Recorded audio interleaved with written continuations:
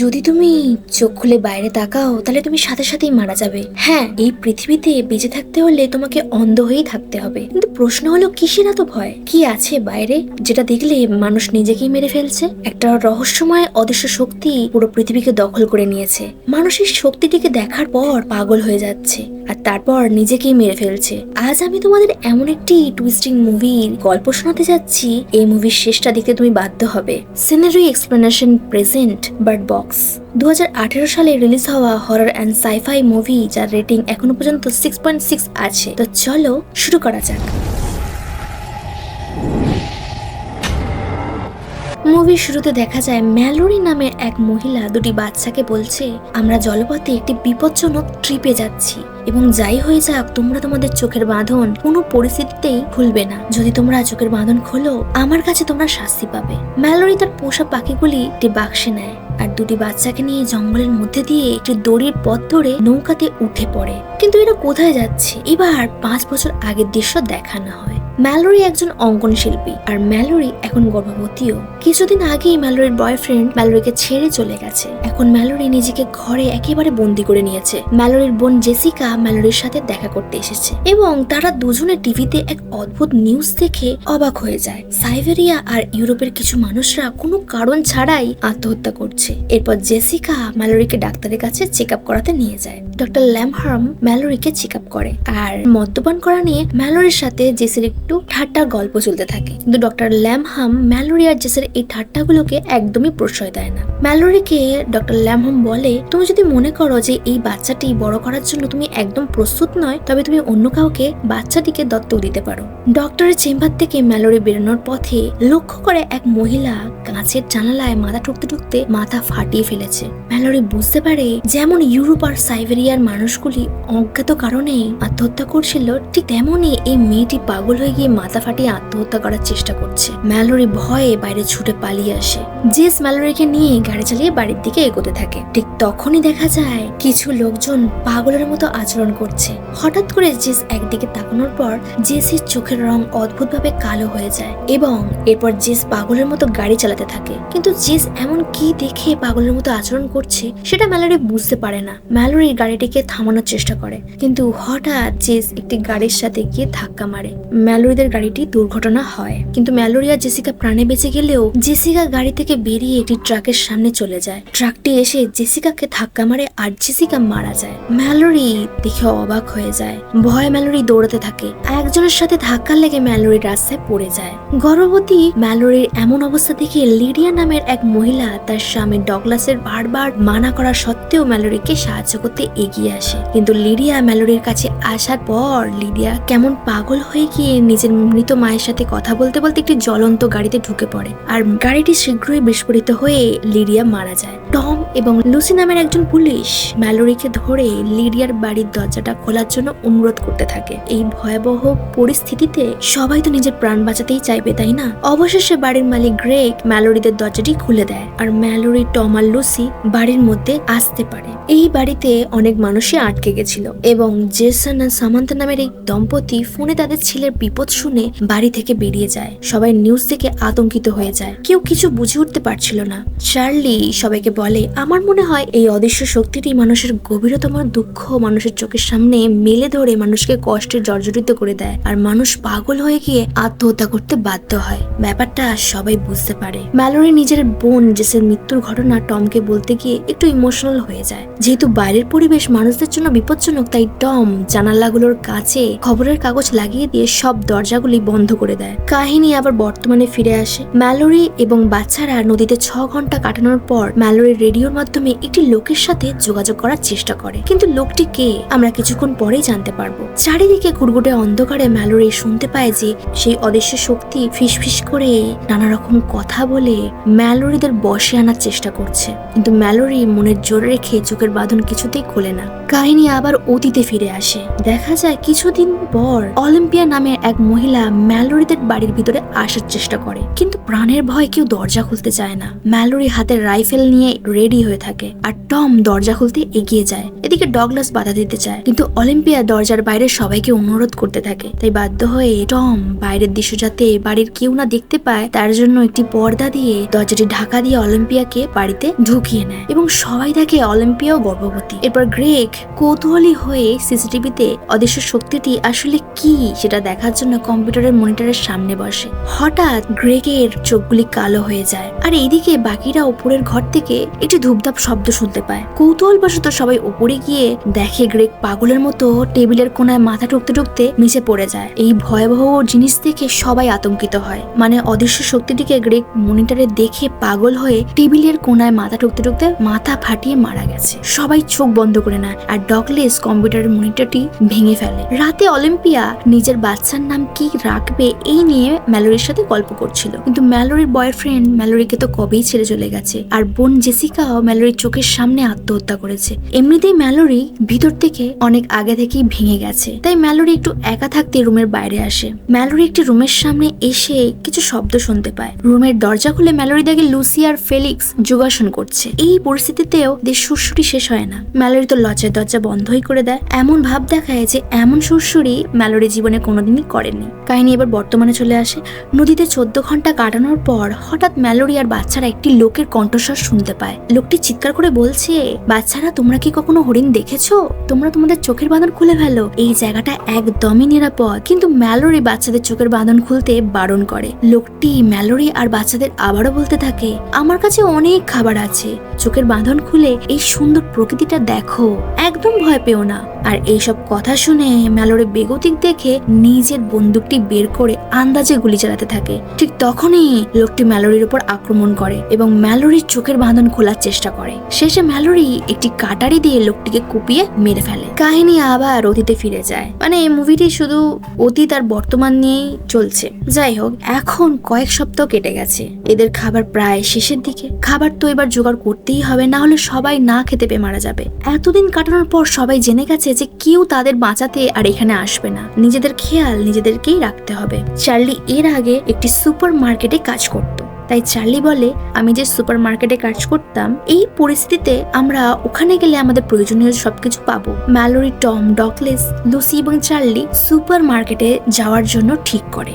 বাইরে তাকালে মৃত্যু অনিবার্য, তাই টম ঠিক করে গাড়ির জিপিএস দেখে তারা সুপার মার্কেটে যাবে। তাই টম এবং বাকিরা গাড়ির জানালাগুলোকে ভালো করে রং দিয়ে ঢাকা দিয়ে দেয়। সবাই গাড়িতে বসে এবং টম জিপিএস দেখে সুপার মার্কেটের দিকে যেতে থাকে। রাস্তা দিয়ে যাওয়ার সময় ম্যালোরি অনুভব করে যে টম মৃতদেহের ওপর দিয়ে গাড়ি চালিয়ে যাচ্ছে। খারাপ লাগলেও কিছু করার থাকে না। টম সবাইকে বলে, আরে এটা স্পিড ব্রেকার ছাড়া তেমন কিছুই নয়। এরপর জিপিএস একটি অ্যালার্ট রিং বাজতে শুরু করে, যার অর্থ অদৃশ্য শক্তিটি গাড়ির চারিদিকটা ঘিরে ফেলেছে।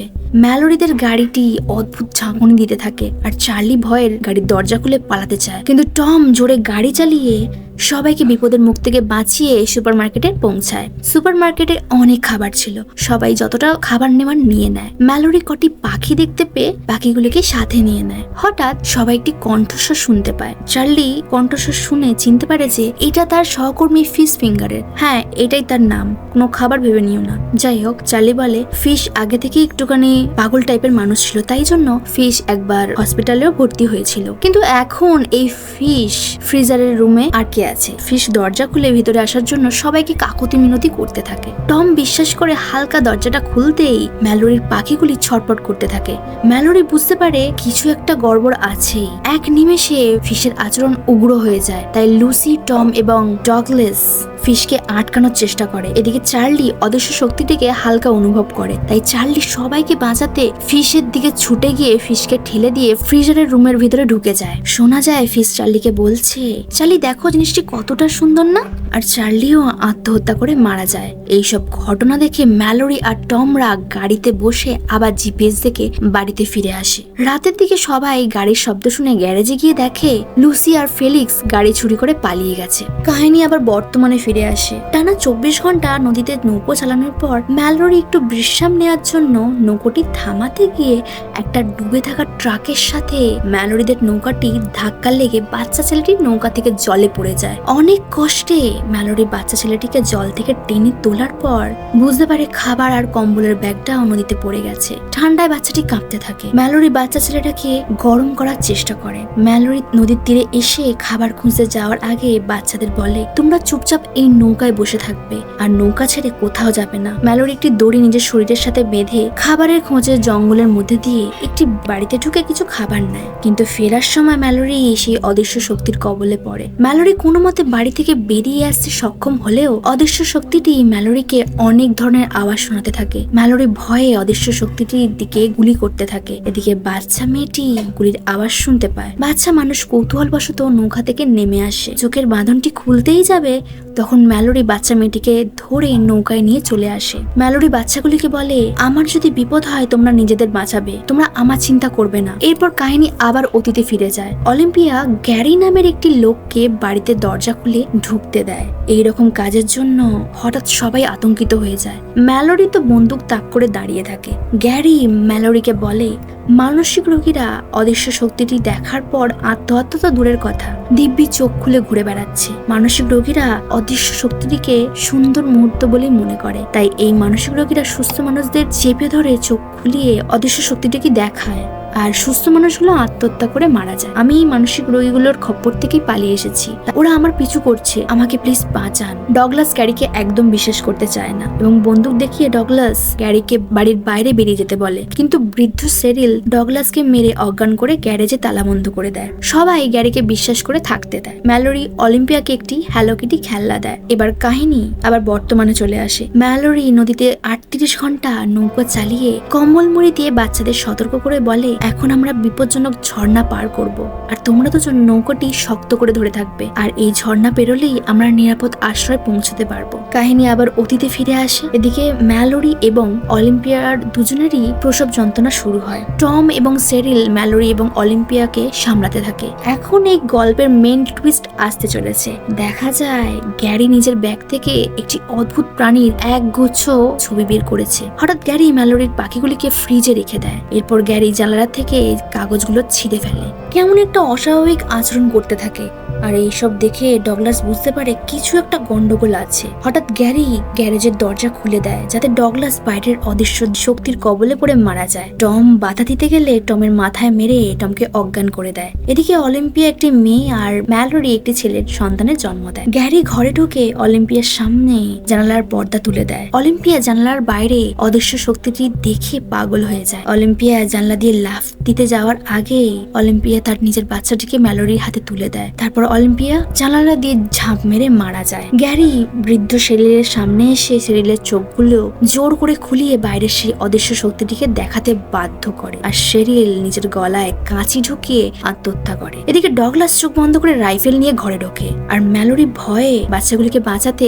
কম্বলের মধ্যে লুকিয়ে থাকে। ডগলাস আন্দাজে গ্যারির হাতে গুলি করে কিন্তু গ্যারি ছুটে এসে কাঁচি বসিয়ে ডগলাসকে মেরে দেয়। আসলে গ্যারি হলো মানসিক রোগী আর গ্যারি মিথ্যে কথা বলে এই মানুষগুলোকে মারার জন্যই এই বাড়িতে এসেছিল। জ্ঞান ফেরার পর টম রাইফেলটা দেখতে পেয়ে গ্যারির দিক থেকে রাইফেলটা নেওয়ার চেষ্টা করে আর এদিকে ম্যালোরি দুটি গুলির শব্দ শুনতে পায়। ম্যালোরি ভয় পেতে থাকে হয়তো টমকেও গ্যারি মেরে দিয়েছে। অবশেষে টম পাগল গ্যারিকে মেরে ম্যালোরি আর বাচ্চাদের বিপদ থেকে মুক্ত করে। এখন 5 বছর কেটে গেছে। এখন ম্যালোরি আর টম বাচ্চা দুটোকে নিয়ে একসাথেই থাকে। টম বাচ্চাদের সাথে শিশুসুলভ আচরণ করে গল্প বলতো কিন্তু ম্যালোরি বাচ্চাদের সাথে কড়াভাবে কথা বলতো। তাই একদিন এই নিয়ে ম্যালোরির সাথে টমের ঝামেলা লেগে যায়। টম ম্যালোরিকে বলে, তুমি তো বাচ্চাদের নামও দাওনি, ছেলে আর মেয়ে বলে ডাকো, এই তুমি বাচ্চাদের ভালোবাসো? ম্যালোরি বলে, যদি আমি বাচ্চাদের সাথে কড়াভাবে কথা না বলি বাচ্চারা আমার প্রতি দুর্বল হয়ে পড়বে আর আমাকে ভয় পাবে না আর আমার কথাও শুনবে না, তখন আমি কি করে এই বাচ্চাদের বাঁচাবো? সকাল হতে ম্যালোরি বেরিয়ে পড়ে। ম্যালোরি একটি বাড়িতে খাবার সন্ধানে যায় এবং বাড়ির বাইরে কিছু একটি শব্দ শুনতে পায়। কিছু রহস্যময় লোক চোখে কিছু না পড়েই গাড়ি চালিয়ে বেরিয়ে যাচ্ছে। ম্যালোরি জিনিসটা ঠিকভাবে নেয় না। ম্যালোরি চুপি চুপি বাড়িতে চলে আসে। ম্যালোরি বুঝে যায় এই লোকগুলিও গ্যারির মতোই পাগল। তাই ম্যালোরি ঠিক করে টম এবং বাচ্চাদের নিয়ে এখান থেকে পালিয়ে যাবে। ব্যাপারটা টমকে বলে কিন্তু টম সেটা বিশ্বাস করতে চায় না।